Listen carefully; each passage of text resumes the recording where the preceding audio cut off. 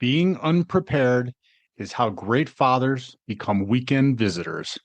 I'm Jude Sandval, and this is Strategic Defense, the operational briefing for fathers who refuse to be sidelined by a system that exploits drift and unpreparedness.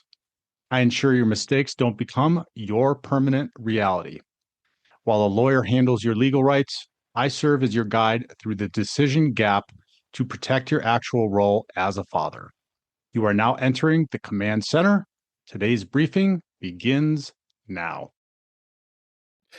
Hello, dads, and welcome back to this week's briefing. And if you're listening today, which you are, obviously, I want to speak directly to the dads who don't think that you need to hear this episode. The dad who's currently going through what you might believe is an amicable divorce. You might be sitting there thinking, my ex and I, we're doing okay. We've agreed to do this amicably. We just don't get along as husband and wife, but we both love the kids. She's a good mother, and we've agreed to keep things civil. We aren't one of those high conflict horror stories you talk about. I need you to hear me. That sense of security is the most dangerous place you can possibly be.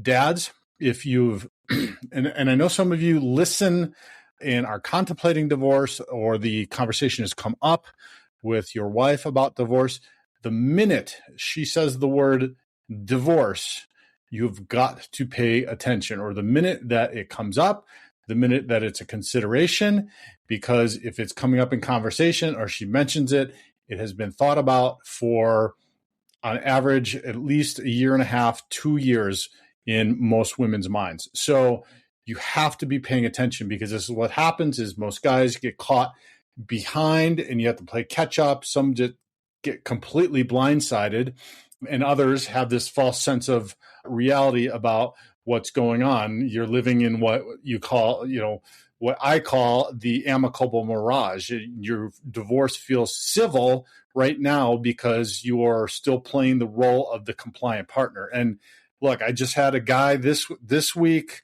again, contact me, and you think I know that sometimes you think I'm being silly with this stuff, but we met in December, so we're 6 months later, and it's gotten worse for him. He's been through 2 attorneys now. He's got tens of thousands of dollars in bills.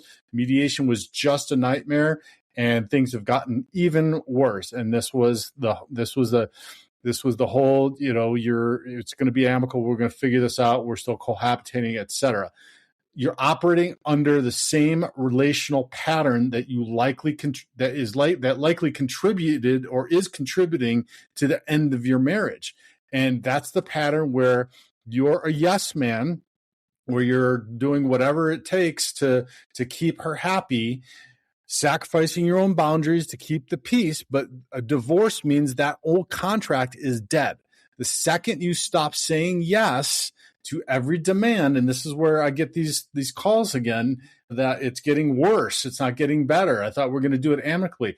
The second you stop and you stand up and advocate for your right to 50-50 parenting, or the second you ask for an equitable split of the assets, that amicable mask gets ripped off.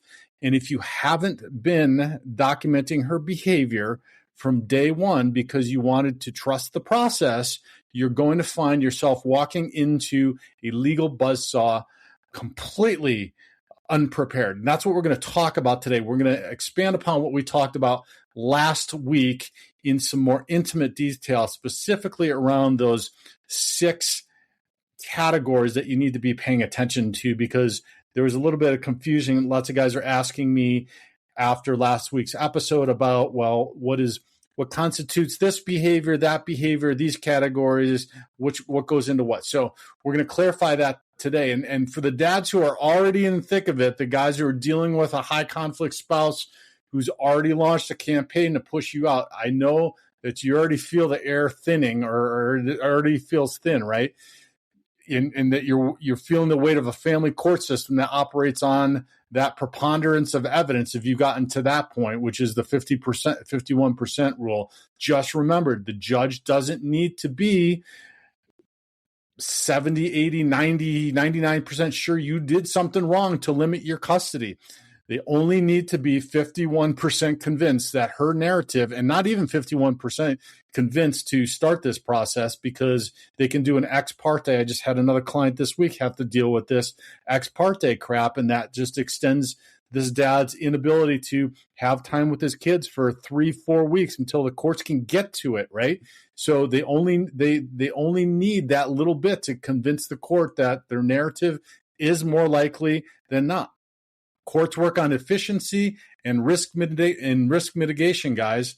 In a system like that, an unproven accusation can function as fact if you don't have the objective time-stamped data to shut it down. So whether you think your divorce is friendly or you're in a street fight, you must move from the state of hope. There's that word again. It's the worst word you can have in divorce, to a state of total operational awareness. You need a systematic clinical way to document her behavior so that you can show the court a pattern of conduct that is detrimental to your children. And sometimes, guys, this is what happens when you're inside of a relational dynamic that's unhealthy, is that you don't understand that it's unhealthy. And then you think, well, all right, we're getting a divorce because we can't get along, but you have an unhealthy relational dynamic. And actually what's happening is this relational dynamic is having an impact on your kiddos. So if you haven't realized it, you're going to realize it, like this guy that called, that we talked again this week. And then you're going to understand that her behavior is not beneficial to the kids. It does take two to be in this relational dynamic, but as soon as you start to figure this out, you start to make changes, and you still continue to be amicable in the best interest of the kids, and she doesn't, that is detrimental to your kids. So some of this is a wake-up call. I understand and I respect that and I appreciate that.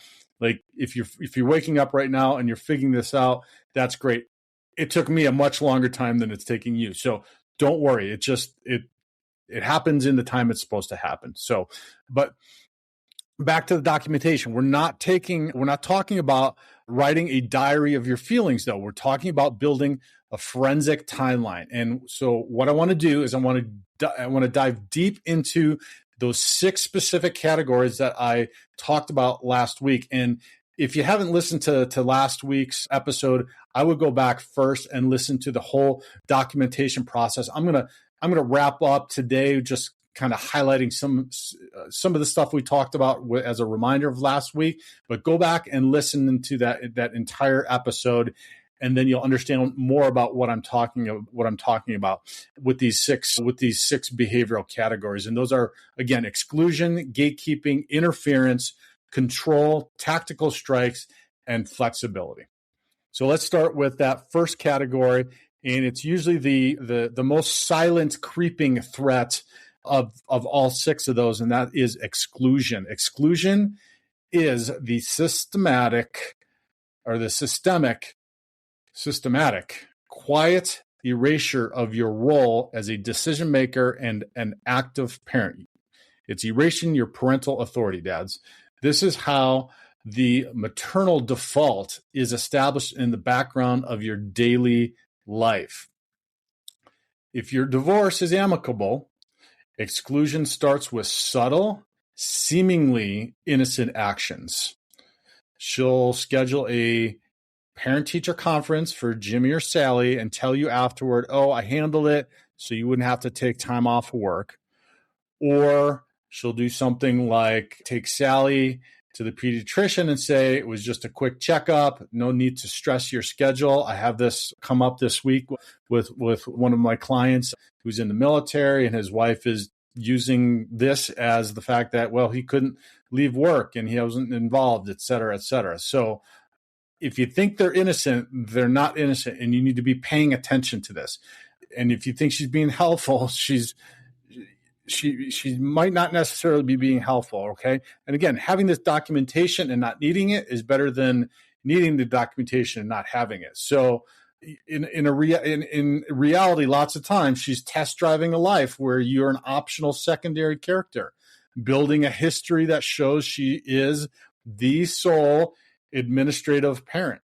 And when you eventually get to court, Her lawyer will stand up and present a record of her attending every single doctor's appointment and school event using your absence, which she orchestrated, as proof that you aren't locked in or interested in the daily details of your children's lives.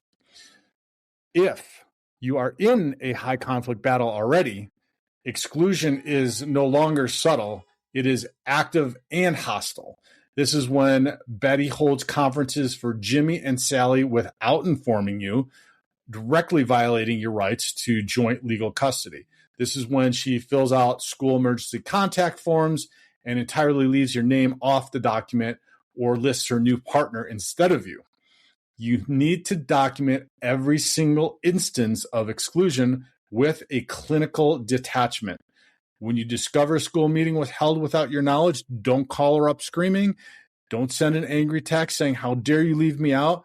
That's the reaction that she wants to get, and that's what's going to help her, because then she can use it as a claim that you are that you're volatile. Instead, you're going to write down the facts, just the facts, ma'am. Right? I'm aging myself with that quote, but you document the date, the school, the fact that you were not notified, and you anchor that entry with a copy of the email from the teacher confirming that only one parent attended.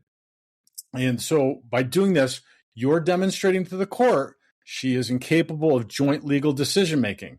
You see, so then you're showing the judge that she is intentionally blocking you from your right to be involved in your children's educational health care.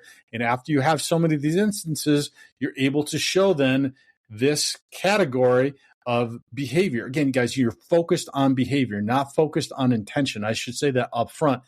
Lots of times I see in these logs with guys like this was her attitude, this is what she's doing, etc. The feelings don't matter. Intentions don't matter. These logs don't include feelings. They don't include intentions. They include just the facts: who, what, where, when. And I'm gonna mention that also here. Second category is the most immediate threat to your actual time with your kids. Some of you I know are experiencing this at the moment, and that's gatekeeping. Gatekeeping is any attempt, physical or logistical, to limit your access to the children or to deny your rightful parenting time. For the dad who thinks his divorce is friendly, gatekeeping is disguised as flexibility. Not the flexibility we're going to talk about in the last category, but a different kind of flexibility. She'll say, let's not be too rigid. Let's just be flexible for the kids. It'll help them.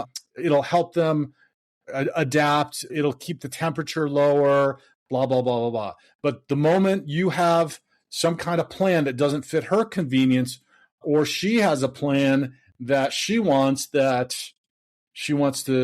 you to make some changes, or the moment you assert your right to the equal time, that flexibility will disappear. Suddenly, the kids are too tired to see you, or they have plans with friends that she forgot to mention. She'll say something like, "I'm not stopping you from seeing them, but Sally has a birthday party she really wants to attend, so it's probably best if you skip this weekend." That's a big one with teens that have an active social life that want to do stuff. If you agree, you've just conceded your time. You've allowed her to establish a new normal where your custody is secondary to what she wants and her social calendar. And you guys are already in high conflict situations. The gatekeeping is much more raw and aggressive. This is when she just simply denies you extra time on a special occasion, like Sally's birthday, claiming plans exist, but then just stays home with the kiddo all night, completely fabricating the excuse just to keep the child from you. Or it's the moment when Betty, when she physically removes your daughter from the Y or daycare the very second that you arrive to watch her class or a performance, explicitly executing a scene of conflict in public just to show you that she controls when and where you get to be a father. So every time she blocks your access, you must record it using those 4 pillars I just mentioned: the who, what, where, and when.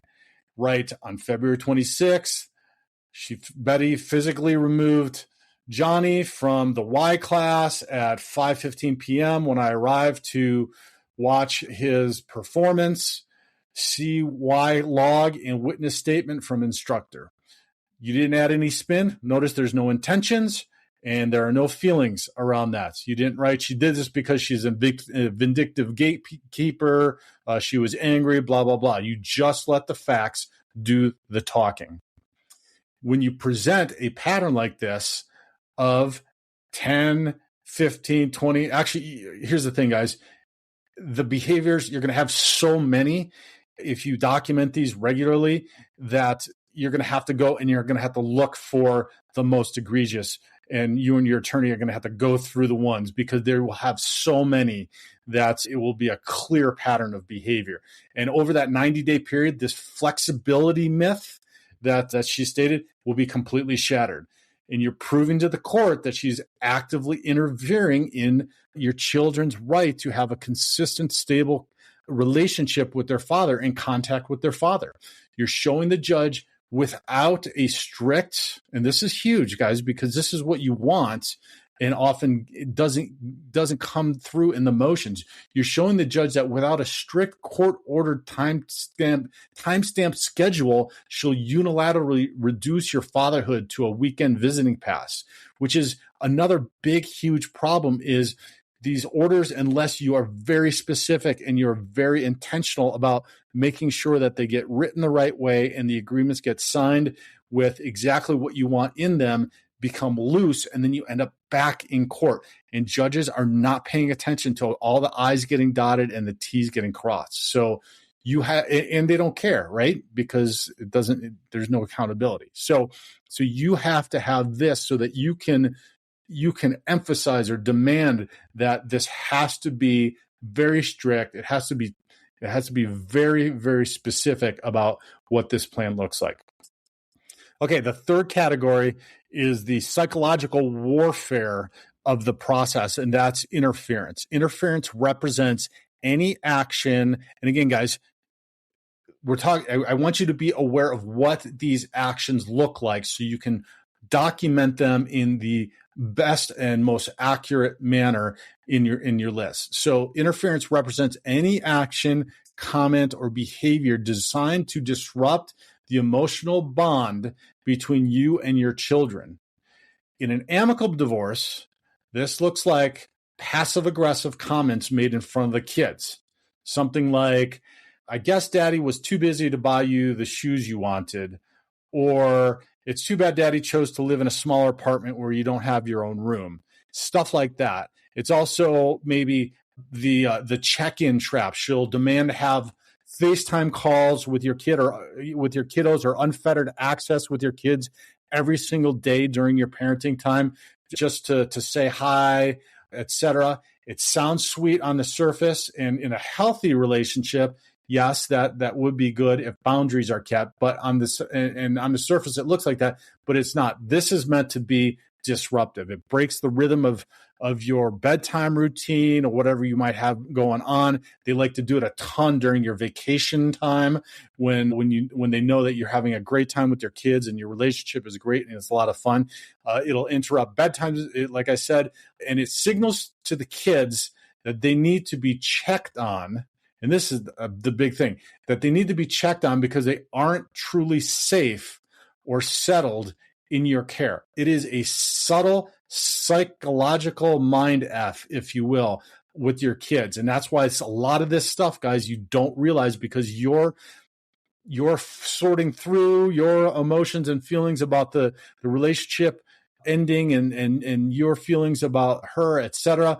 And she's going through this, again, this mind F of the kiddos with little subtle stuff like that. And that's in an amicable one. In a high conflict one, the interference is systematic and high and even more damaging to the children's developmental stability.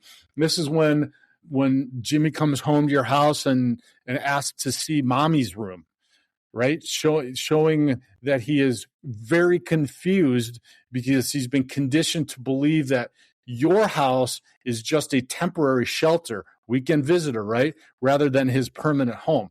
This is the child repeating adult language or court details that they could have only learned from the other parent when the other parent is discussing something that they shouldn't with them. It's the child suddenly acting as if loving you is a betrayal of their mother, or rejecting your extended family, or saying bad comments about your extended family, grandparents, aunts, or uncles for no real reason at all. Up until now, they had a great relationship with them, and then all of a sudden they come with some of this stuff. And that's in particular with younger kids. So when you document interference, you must be extremely precise.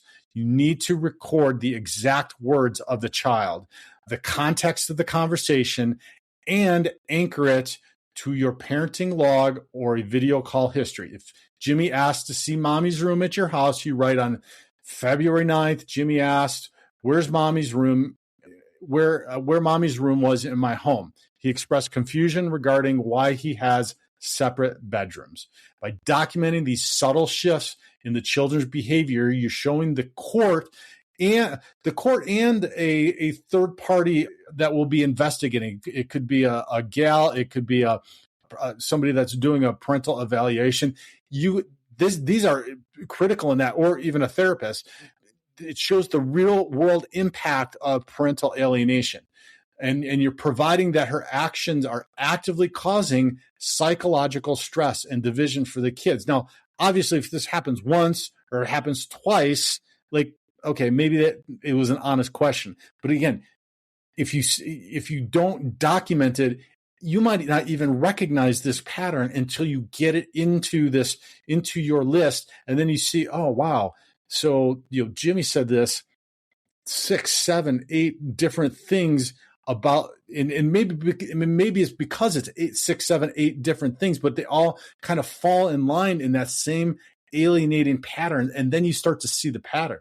So this is going to also help you potentially as much as it's going to help your documentation for court. And you're showing she's using them as a messenger, or she's using them as a spy, and that is a huge red flag that family court judges and evaluators are trained to look for. The fourth category, and this is the micromanager, the micromanager's weapon, if you will, and that is control.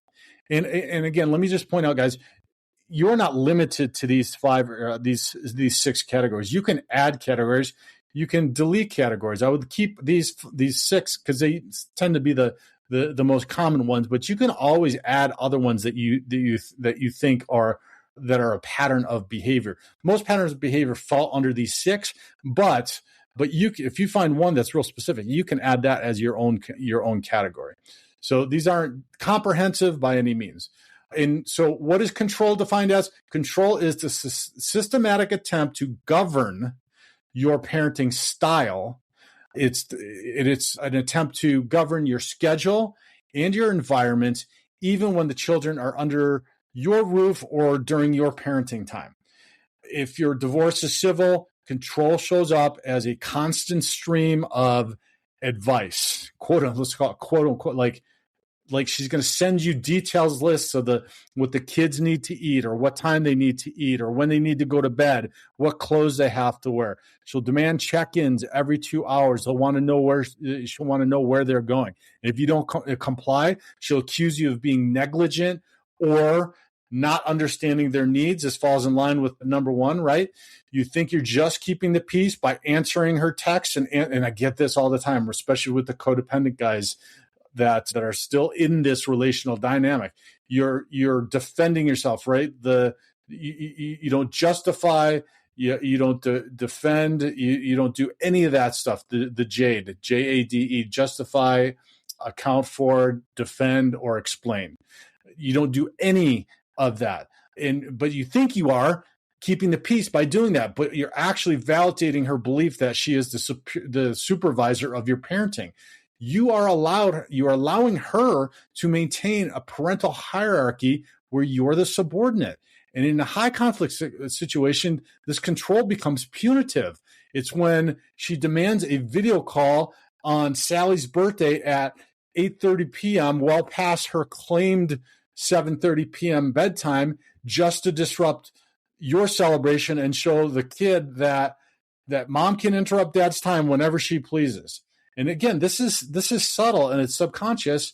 Well, this one, I mean, it's subtle and subconscious to the kiddos, but this is blatantly interfering with you and basically showing you. And then she's going to say something to the kiddo that if you don't let her, daddy wouldn't let me talk to you, blah blah blah. But she leaves out that I called an hour past your bedtime, all that stuff, right? So it also shows up in doing things like calling the police or for a minor delay in the transition, even when she knows you're en route and have gotten a message from you through the parenting app. She's trying to use the authorities to intimidate you and build a false record of unreliability. So you document this control by showing the double standard and the constant intrusion. If she demands that 7:30 p.m. bedtime at your house, but then calls to have a video chat at 8:30 on her own night, you log both entries. You write on February 3rd, she insisted on video call with Sally at 8:30 p.m., despite previously stating that Sally's non-negotiable bedtime is 7:30 p.m. See evidence reference 21, right? You're showing the court that her rules aren't about the child's well-being. They're about maintaining power over you. You're demonstrating that her need for control is actively disrupting the child's daily routine and stability, which is the exact opposite of what the best interest standard requires. Stay with us. We'll be right back. Hey, dads, Jude here. I'm pausing this conversation for a mission-critical warning. Everything we discuss on this podcast only works if you have a role to return to. Most fathers don't lose their kids in court. They lose ground quietly through drift and decisions made under pressure. Being unprepared is how great fathers become weekend visitors. I ensure your mistakes don't become your permanent reality. Stop the drift today at thedivorcedadvocate.com. Take the free weekend visitor risk assessment or book your fatherhood protection session. Your kids are counting on you. Now, back to the show. The fifth category, the direct aggressive assault. I've named it the tactical strike for a reason. Tactical strikes are strategic moves by her. Sometimes you hear this defined as a silver bullet. It is designed to destroy you, period. Destroy your reputation, your credibility, your standing with the court, or a third-party investigator. In seemingly amicable divorces, this looks like a tactical strike looks like a subtle reputation poisoning. It's her telling mutual friends, teachers, the kids' coaches, he's just so overwhelmed right now with the transition. I'm really handling all the heavy lifting. That's laying the groundwork. She's creating a narrative of your incompetence in the community so that when the legal fight starts, everyone has already been conditioned to see you as the secondary parent. In the high conflict situation, tactical strikes are designed to sideline you immediately. And it can happen like that, guys. This is where you have to be documenting all of these 4 other areas so that when this tactical strike happens and it's a silver bullet tactical strike, you will get sidelined. Again, court is efficient and conflict averse. So the ex parte is going to get issued 99% of the time if there's any allegation of any kind of abuse and you don't see your kids for maybe at best 3 or 4 weeks, at worst months at a time. This is when Betty emails the guardian ad litem to complain that you asked the daycare simple routine questions about Johnny's daycare. She attempted to paint you as obsessive or difficult, even though she was CC'd on the communication. It's when she contacts dispatch over, again, a traffic delay to create a police record of your unreliability and your instability, also trying to get you potentially arrested. It's a false allegation. This is the big one. And these false allegations, guys, you think, well, I didn't do anything wrong. It does not matter. You are guilty until proven innocent. It's a false allegation it could be of abuse from you to her. It can be abuse of the kids. It can be anything. And it will sometimes come with a CPS investigation or a report to CPS and calling the cops. And this forces, again, months-long investigations that suspend your parenting time, quote unquote, out of an abundance of caution, right? That's what the court's going to do. And you are going to be in a criminal case, you're going to be in a CPS case, and you're going to be in a family court case. That is a lot of stuff to be handling. And that is what they do and how they do it. And if you think, guys, that it's not going to happen to you, they don't need evidence. Lots of times this just happens to put you on your heels. And then that preponderance evidence, that 51%, it can just be that alone can tip the scales, because then the thought is in the court's mind, well, there must have been something. And I tell you, lots of times there's absolutely nothing. And even if the 1 or 2 or 5 CPS allegations were completely baseless and closed, the 5 times that she called the cops, they reported nothing. The investigation by the parental evaluator found nothing. It still has some impact. So I'm telling you, pay attention to all of this stuff, because you don't want to have this. And if you have all your documentation, it's a lot harder for this one to even take any kind of hold. So you defend against the tactics, again, with the silver bullet tactics and this tactical strikes, with a forensic record of your alibi and your communication. So when she files that false complaint, you don't have to panic. You don't have to get upset with her. You simply pull out the log, you find the exact date, you show the objective data that refutes the claim, and you're done. If she emails the gal or the parental evaluator about your daycare questions, you provide the email record showing you were polite, focused, transparent. You write on February 17th, Betty emailed gal claiming I was harassing daycare staff. Email records from February 15th show my communication was limited to asking about Jimmy's lunch schedule. See daycare email archived. That's it. You're showing the court she's actively engaging in litigation gamesmanship. You're proving that she's willing to waste the court's time, which the court hates, and the gal's resources, which pisses the gal off, or the parental evaluator, on just simple manufactured conflicts, and that completely destroys her credibility as a co-parent. Now, the 6th, and this one is the most critical for your future as a father, and that is the flexibility that I alluded to earlier. Most dads think documenting only about her record and her mistakes and her behavior is all that you do, and that is a massive strategic error. You need to chart your record of fitness, your stability, and your high road leadership. This is where you document every time you chose cooperation over conflict and your role and your involvement in your kiddo's life. If you're in the amicable situation right now, you might take your own flexibility for granted, and I'm sure that you are, right? Because this is just the way that you showed up all the time. You think, of course, I'd let her pick them up early. It was her mom's birthday, right? Because any logical person is going to do that. But you must log it. If you don't document your cooperation, the system's not going to know that it exists. It's not going to know that you are the reasonable person. And if you're in high conflict already, flexibility is your ultimate legal weapon.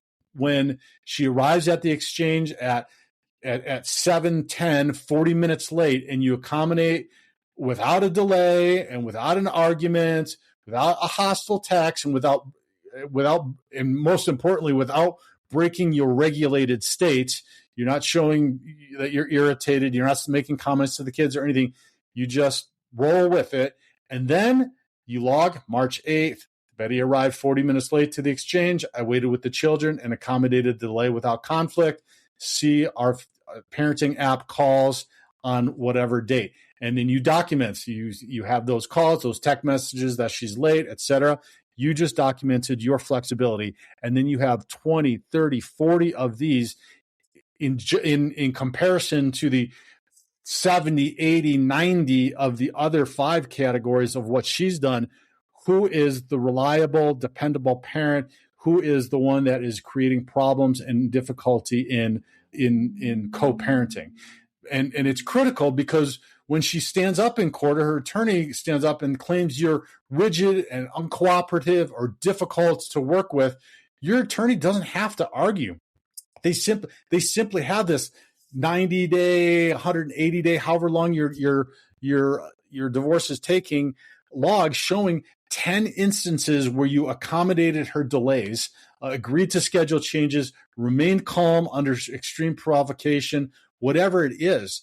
And one of the most significant factors a judge weighs in on a custody dispute is which parent is more likely to encourage a healthy relationship between the children and the other parent. And by documenting your flexibility, you're proving to the judge that you are the stable anchor of this family. And you're showing that you are the parent who supports the children's bond with both sides, while her gatekeeping and control show she is incapable of doing the same.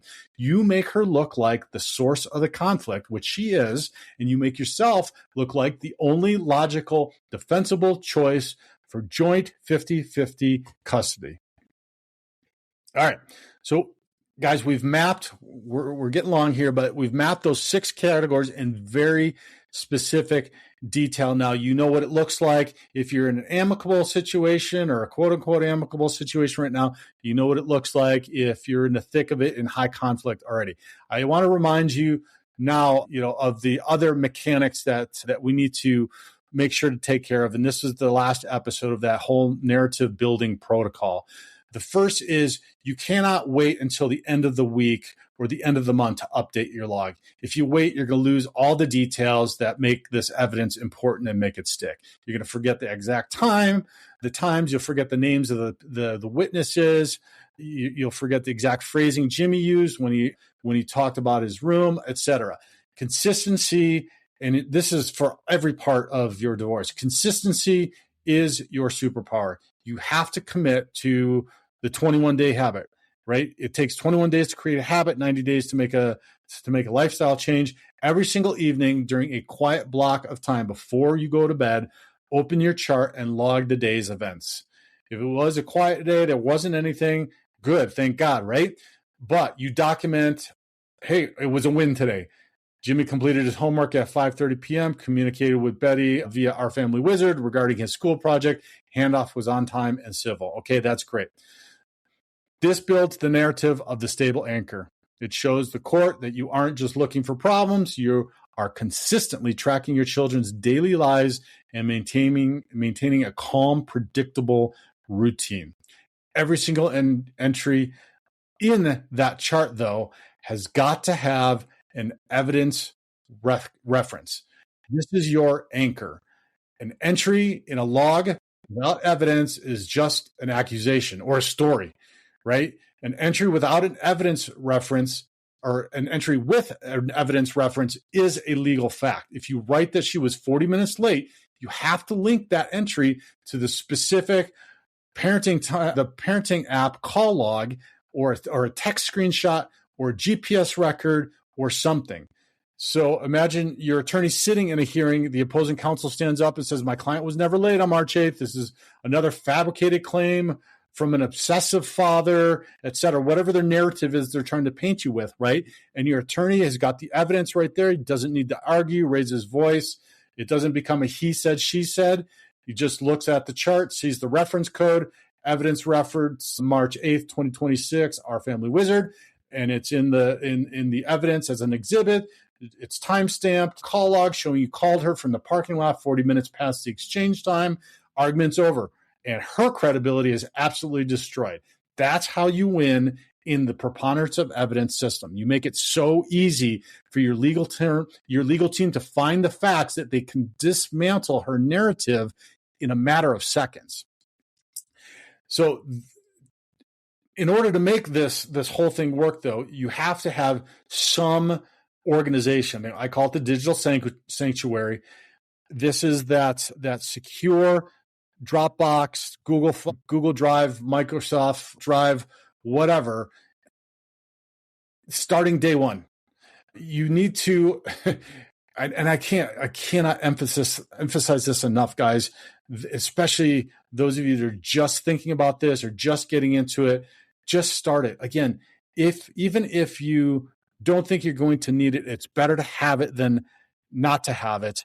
So just start right now and apply that strict naming convention to every file. So if you do need it and you need to pass it off to your attorney, you can find it in a matter of seconds.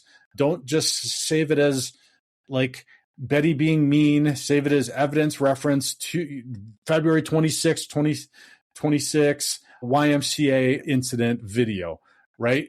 If you hand your attorney all of this stuff, and this is what happens is, and look, guys, I share this stuff and I'm so passionate and vehement with you guys about this stuff because I made these mistakes and I know how much. And then because I've been in this for 13 years post-divorce, almost 13 years post-divorce, then doing it the right way, I've seen the difference of how it can have a drastic impact. So if you hand your attorney a disorganized file of 500 random screenshots of text messages or videos or emails or everything else, like that's what I did. I didn't start this early enough, this documentation.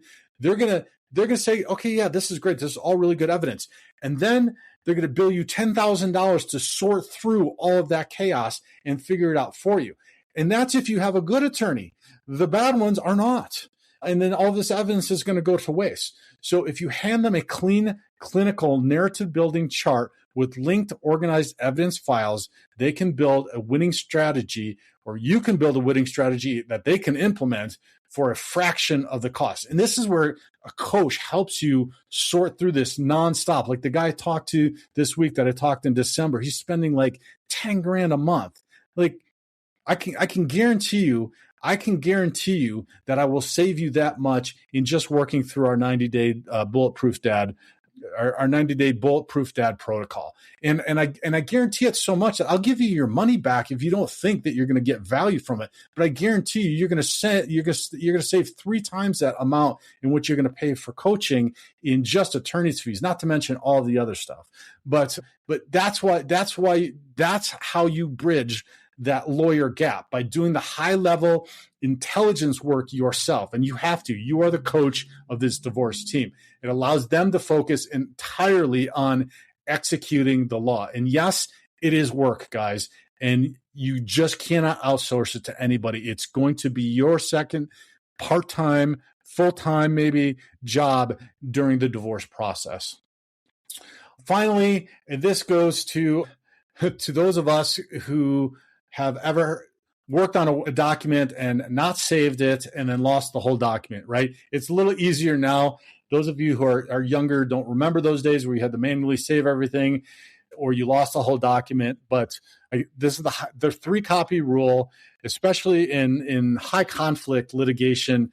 These digital accounts, you might have shared accounts, do not have any of this stuff in shared accounts. They can get hacked, phones break, files mysteriously disappear. Physical diaries and journals get stolen. I've had this twice now. This last 2 weeks. Keep your digital master in your sanctuary and keep a backup on an external hard drive. And if you can, this is a lot of work, I understand, keep one physical printed copy of your highest impact evidence in a file, in a trial binder. Treat this data with the same level of security you would treat classified intelligence. And guys, it's important because this impacts, some of you have young kids, the next 2 decades of your life and your parenting time with your kids. So I know that this is important to you because you wouldn't be listening to this episode and to this podcast if it wasn't. So treat it like classified intelligence. Again, I understand this is a heavy process. It's emotionally exhausting. Staying flat clinical, and silent when someone is actively lying about your character requires massive psychological energy. It is a performance, but you must remember that your reaction is her primary goal. High conflict personalities thrive on your outrage. They want you to blow up or get emotional so that they can use it as evidence they need to sign lie to you. So when you use the narrative building protocol, you're choosing to let just the data do the talking. You stop trying to prove your worth to someone who is committed to misunderstanding you or misrepresenting you at the best. You stop hoping the system is going to figure it out, because they're not. Efficiency, risk mitigation, guys. You build a record of stability so dense and so objective that the court's default assumptions become impossible to maintain. So your goal, your mission for this week, your homework this week is simple. Start that narrative building chart. If you haven't listened to last week's, go back. It goes through all the specific details of that entire chart.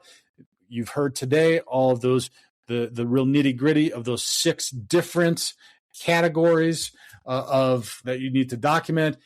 Even if your divorce is amicable right now, log the baseline, log all the good things. That's great. You have it, you won't need it. If you don't have it, you're going to need it. You're going to be upset.